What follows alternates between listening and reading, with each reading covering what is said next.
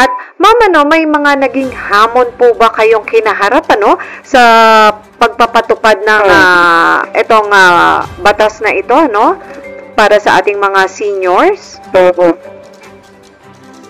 Yes, ma'am. Siyempre, just like any other implementation of government services, meron po talaga tayong challenges, Una na po dyan, ma'am, I'll take this opportunity po to inform our senior citizens, our beloved senior citizens na huwag pong mag-double application. Ibig sabihin, yung iba po nag-apply sa Region 1, nagpunta ng NCR, nagbakasyon dahil nandoon ang anak, nag-apply ulit sa NCR.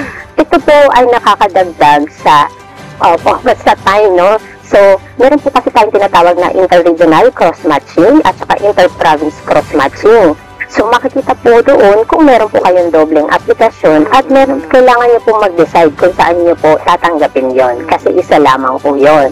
So, that's one, ma'am, na amin pong kinoconsider na challenge. Pangalawa po ay, syempre po tayo ay archipelago, Ang Pilipinas po ay merong island municipalities. Marami po ito.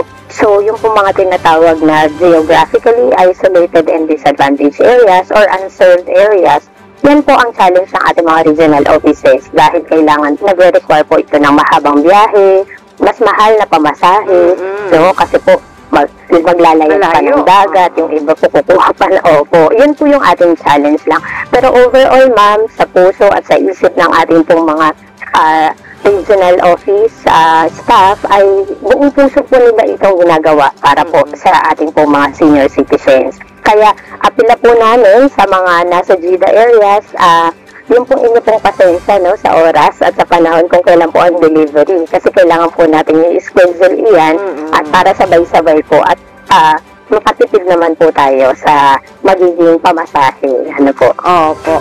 Ayan, kasi lalo na yung mga, sabi nga ni ma'am, nasa mga liblib na lugar, talagang sasadyain talaga, So, sabi nga, ayan, titingnan na lang natin pagmamahal sa ating mga nakatatandaan.